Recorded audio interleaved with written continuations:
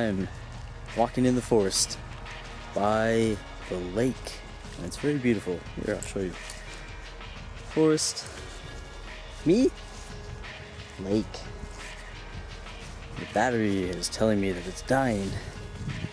So let me make this brief. I'm living at home, and maybe I'll just stay at home for the rest of my life.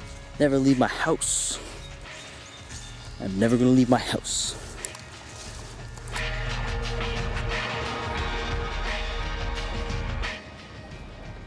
So today, I'd like to talk to you guys about travel. Being far, far away from home.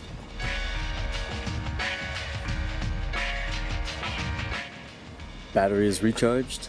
I shall continue swatting mosquitoes away from my delicate, sensitive Irish skin.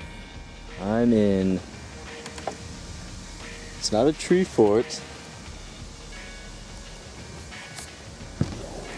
Even though we're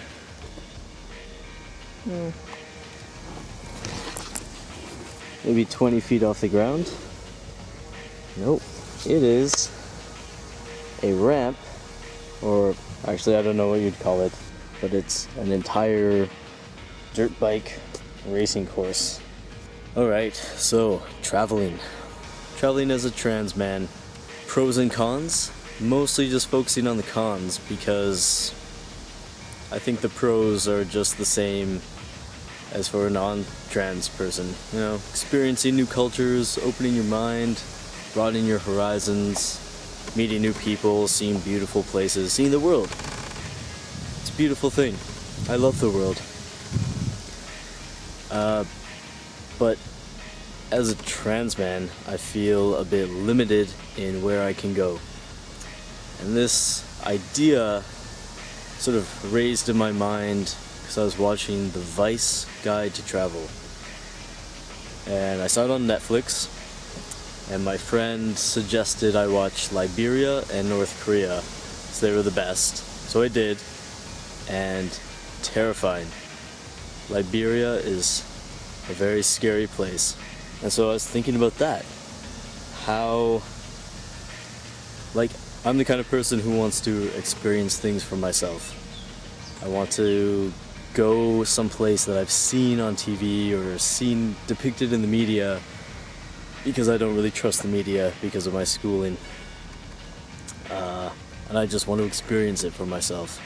You know, I think that's important. Experiences. But you can't experience everything, so you have to kind of pick and choose, and traveling and seeing the world is something I think is important.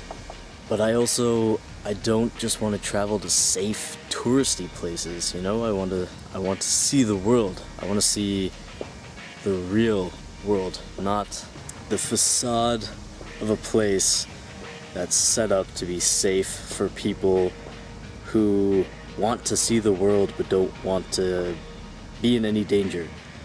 So this blog is going to be a bit hypocritical, I guess, because I'm talking about how being trans could make traveling to certain places even more dangerous, such as Liberia.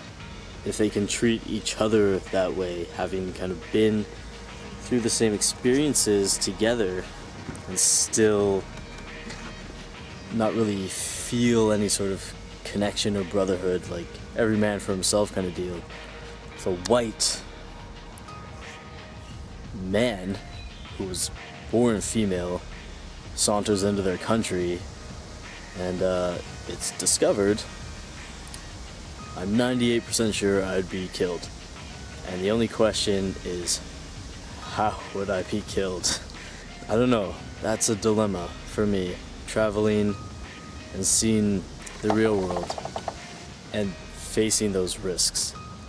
Because there are risks associated for someone who isn't genderqueer, who isn't trans, who isn't gay, you know, any of that stuff.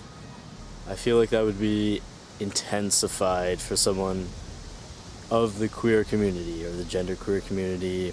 It'd be exaggerated. Hate would flow more freely because there's just something extra to use against that person to vindicate your hate and destruction of them. The devil that you know. Talk about prescriptions and traveling, because Saridon asked me about it a while ago, and I went to my doctor and I had it written down in my journal, and I completely forgot to ask her about it because I'm an idiot. I talked to another doctor online. She basically said that with prescription medicines you have to be careful because typically they have side effects and you need someone monitoring the side effects, monitoring your progress on the drug, you know, how your body's reacting to it. I brought up hormones, that I was taking testosterone. And she said you have to be even more careful with hormones because it's crazy. They completely mess you up. They completely mess with you and they completely mess you up. So you really need someone looking after you if you're taking hormones. And then testosterone can have negative effects on the liver, so that's another really big important thing that you have to watch out. So I pressed her about it, and she said that there's no reason you couldn't travel, and that, you know, once you needed to fill your prescription, because I get mine filled every year.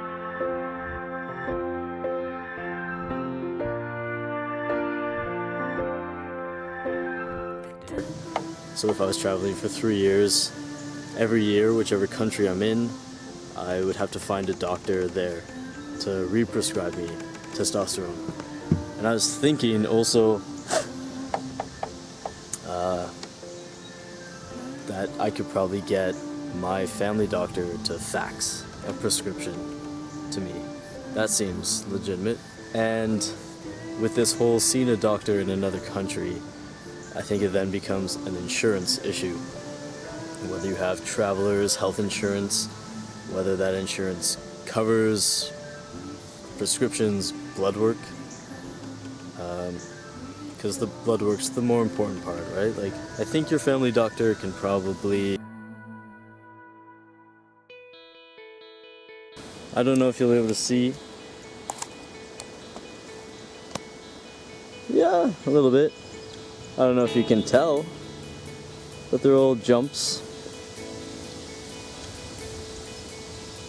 Very exciting. Yeah, so that's traveling with testosterone. And then I think well, you know, the world's kind of gone a bit crazy now, so carrying around needles and syringes, you know, there might be a delicate art form to that as well. My bike, ready to go home.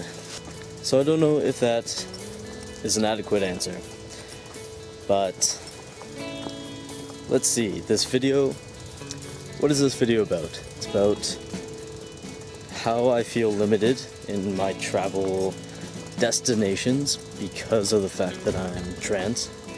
I might be persecuted differently. I don't know. If it was discovered that I was trans in a foreign country where there are ideas about that, like,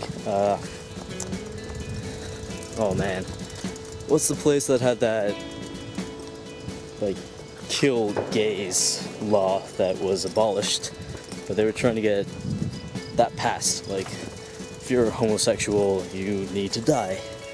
And, transsexualism is even less tolerated, even less understood. So